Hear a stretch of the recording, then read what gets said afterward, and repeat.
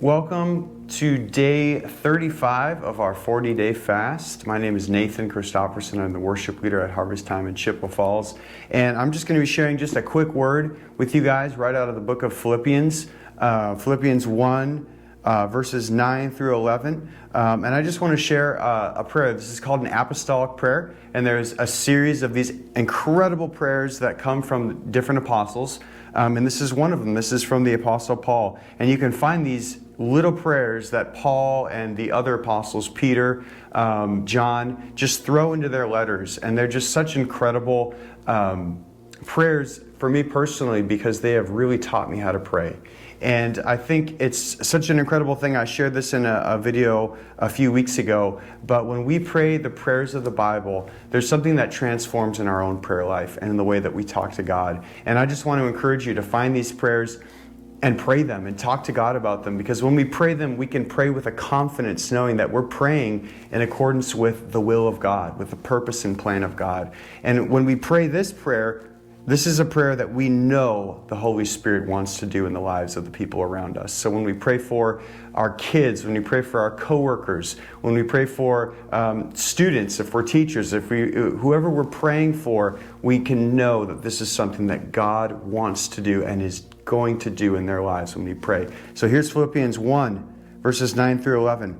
And it is my prayer that your love may abound more and more with knowledge and all discernment, so that you may approve what is excellent, and so be pure and blameless for the day of Christ, filled with the fruits of righteousness that comes through Jesus Christ, to the glory and praise of God. We've been on this theme of go. That's been our theme, and it's going to be our theme for the whole year.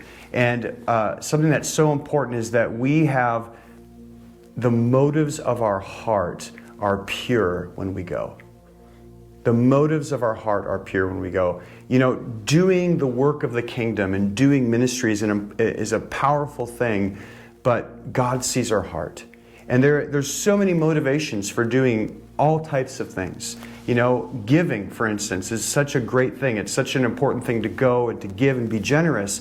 But we also see in Matthew 6 that Jesus says, you know, the motive of your giving is important. If you give so that you're noticed by people, if you give so that you could, gain favor with a person, Jesus says, then that's your only reward. Your only reward is to please people when you give with that motive. But when you give with the motive of being seen by God, there's something powerful in that, and there's a reward, an eternal reward in that. So the motives of our heart are so important.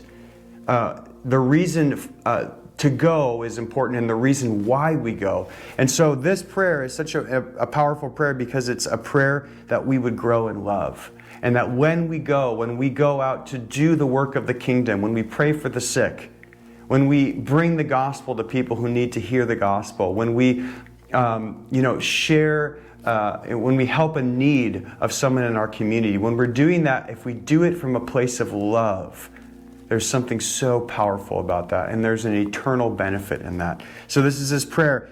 It's my prayer that your love may abound more and more with knowledge and all discernment, that you would approve what is excellent and be pure and blameless for the day of Christ. Paul isn't just praying that they would grow in the ability to be loving, but that they would be loving with discernment, that they would be loving with knowledge, that as we go and as we seek to do the work of the kingdom, that we can go with discernment, with love, and with understanding. So let's pray that to close out this time. God, we just thank you so much for the work of your Holy Spirit in our lives. And God, we ask that you would cause love to abound still more and more in knowledge and all discernment. God, would you make us a people that is filled with the authentic love of God, that we are full of the real and authentic love of the Father, that we would go from a place of love and joy to give to others, and that we would do it with a discernment and an understanding.